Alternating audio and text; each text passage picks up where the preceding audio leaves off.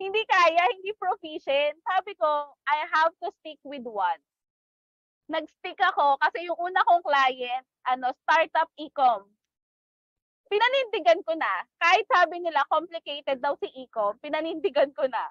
Nag-research na ako about sa e-com. Nag-research, kasi sa e-com pa lang marami ka na. May Shopify ka na, may Amazon ka na. Napakarami na agad nung pwede mong gawing market. So, Shopify and Amazon, yan yung dalawa sa pinakamalaking e-commerce bookkeeper na pwede mong i-serve.